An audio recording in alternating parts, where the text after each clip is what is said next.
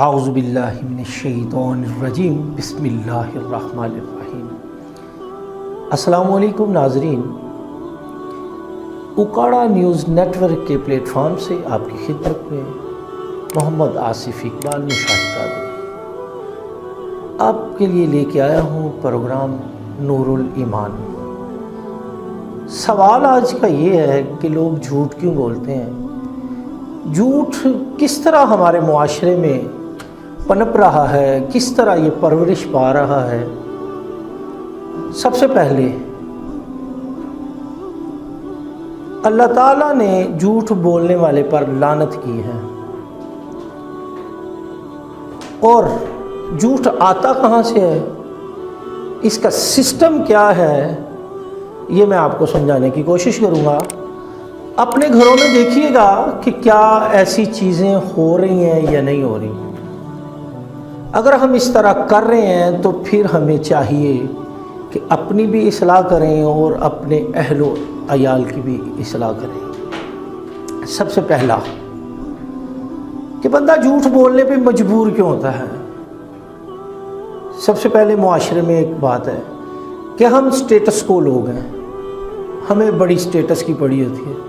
اسی چکروں میں اگر ہمارے پاس 5 روپے ہیں تو کسی کو 10 روپے بتا رہے ہیں، ہمیں 2 بندے جانتے تو ہم 100 بندہ بتا رہے ہیں۔ ہم یہ کام کر رہے ہیں کہ جب کوئی بندہ ہم سے کوئی حال چال پوچھتا ہے تو ہم لاکھوں سے شروع کر کے کروڑوں پہ جا کے بات کو ختم کرتے ہیں، حالانکہ اس بات کے پیچھے کوئی بھی چیز ایسی نہیں ہوتی، بس فضول میں اللہ کی لعنت لے لی۔ جو بندہ آپ کو سن رہا ہے اسے بھی پتہ ہوتا ہے کہ یہ جھوٹ بول رہا ہے، جان بوجھ کے یہ ایسا کر رہا ہے، لیکن ہم بڑے خوش ہوتے ہیں کہ یار ہم نے اس بندے کو چکر دے دیا۔ آپ نے اس کو چکر نہیں دیا بھائی، آپ نے اپنی تقدیر کو چکر دے دیا۔ جس پہ خدا لعنت کرے، میرا رب لعنت کرے، وہ کائنات کا مالک جو کن فیکون کا مالک ہے، وہ لعنت کر دے تو کائنات میں اس بندے کے لیے کیا بچے گا؟ یہ سوال آپ کے لیے ہے۔ دوسرا پوائنٹ، جھوٹ کا سورس کہاں سے آتا ہے؟ ایک مثال دیے دیتا ہوں۔ ڈور پہ دستخط ہوئی، کسی نے ہمارا دروازہ کھٹکھٹایا، کسی نے ہمارے دہلیز پہ آ کے قدم رکھا، تو ہم نے اپنے بچے سے کہا جا بیٹا دروازے پہ دیکھ کون ہے۔ اب اپنے دروازے پہ بچے کو بھیجا اور انسٹرکشن کیا دے رہے ہیں، اس کو ہدایت کیا دے رہے ہیں، سمجھا کیا رہے ہیں، اس کو کیا سکھا رہے ہیں کہ بیٹا اگر فلاں بندہ ہوا تو تم اس کو کہنا پاپا گھر نہیں ہے، فلاں شخص ہوا تو اس کو کہنا اماں گھر نہیں ہے، فلاں شخص گھر ہوا تو اس کو کہنا بھائی گھر نہیں ہے۔ کیا یہ روز کی سٹوری نہیں ہے؟ جو بچہ دروازے پہ جھوٹ بول کے آ رہا ہے، اب آپ اس کو کس طرح کہہ سکتے ہیں کہ بیٹا زندگی میں سچ بولو؟ وہ کیا کرے گا؟ اب وہ آپ کو بھی چکر دینا شروع کر دے گا، کیونکہ آپ نے اس کو جھوٹ سکھا دیا ہے، گھر سے ہی اسے جھوٹ کی تربیت مل گئی ہے۔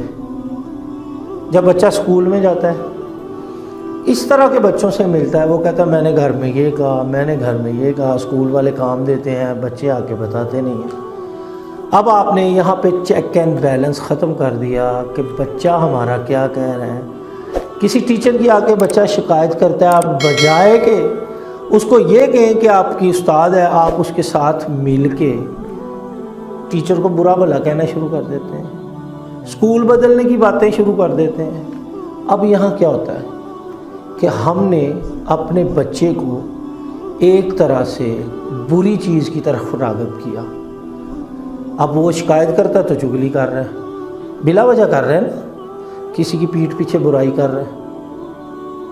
آپ نے اس بات کی تصدیق ہی نہیں کی کہ میرا بچہ کیا کہہ رہا ہے۔ اب یہ ایک سینیریو ہو گیا۔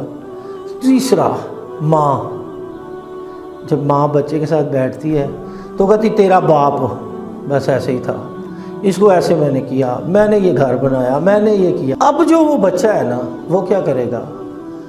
وہ کانفیڈنس میں آ گیا کہ میری ماں یہ کہہ رہی ہے تو میں اپنے بابا سے جو مرضی جھوٹ بول دوں، اب میری ماں مجھے بیک اپ کرے گی، مجھے بیک پہ میری ماں کھڑی ہے، اب وہ کیا کہتی ہے، یہ پڑھائی میں بڑا لائق ہے، یہ ایسے ہے، یہ ایسے ہے، ماں بچے کے سامنے جھوٹ بول رہی ہے۔ اب بچہ بھی پھر باپ کو چکر دینے کے چکر میں پھر مائیں کیا کرتی ہیں، پھر ایک اور سینیریو یہاں پہ ایک اور چیز آتی ہے، پھر یہ جیلی پیر آنا شروع ہو جاتے ہیں، بچے کو وہاں لے کے جی دم کروا لو، بابا جی کو لو بچہ پڑھ لے گا۔ جب تم نے اتنا لمبا دم کر دیا ہے تو اب بابا جی کیا دم کریں گے؟ جس کی تربیت میں فرق ہو اس کو تم، وہ آگے سے پیر صاحب بھی جیلی، وہ بھی جھوٹ کا پلندہ، اگر تو کسی اللہ والے کے پاس جائیں گے وہ بھی دعا ہی کرے گا، لیکن جو آپ نے تربیت کر دی ہے اس پہ آپ کو افسوس نہیں ہے۔ اب آپ دوسرے لوگوں کی غیبت کرنا شروع ہو گئے ہیں، ان کی پیٹھ پیچھے برائی کرنا شروع ہو گئے ہیں۔ سو آپ سوچیں کہ آپ کیا کر رہے ہیں اور آپ کو کیا کرنا چاہیے تھا۔ وہ بچہ جب اپنی ٹیچر کی برائی کر کے، جب میں بات یہ کر رہا تھا اب ماں نے بچے کے سامنے باپ کی برائیاں کرنی شروع کر دی، ایک تو بچہ چگلی سیکھ، دوسرا اب اگر اسکول سے کوئی پیغام آتا ہے کہ جی آپ کا بچہ پڑھائی میں کمزور ہے تو ماں اس کو چھپا لیتی ہے، وہ اپنے ہمدردی میں اس کو جھوٹ سکھا رہی ہے۔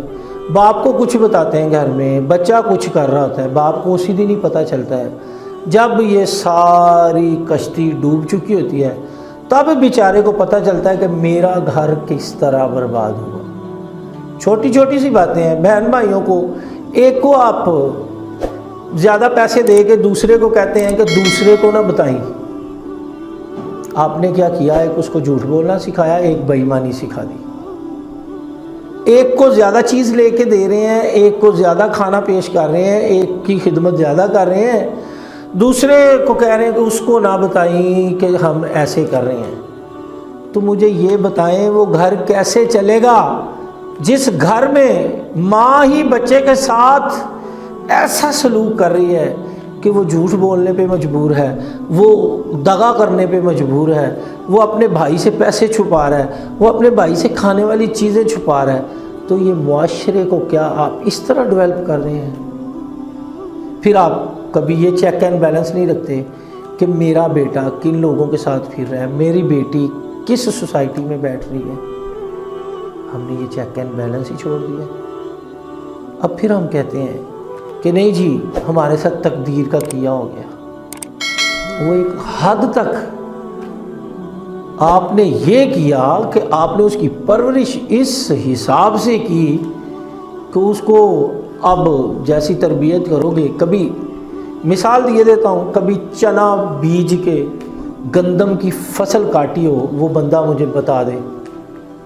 یہ اکاڑا نیوز چینل نیٹ ورک سے میں آپ سے بات کر رہا ہوں، آپ مجھے اسی چینل کی وساطت سے اس کے نیچے ویڈیو میں بتائیے گا کہ وہ کون سا دنیا کا شخص ہے جس نے چنا بویا ہو اور گندم کی فصل کاٹ لی ہو، یا گندم بیجی ہو اور چنے کی فصل کاٹ لی ہو۔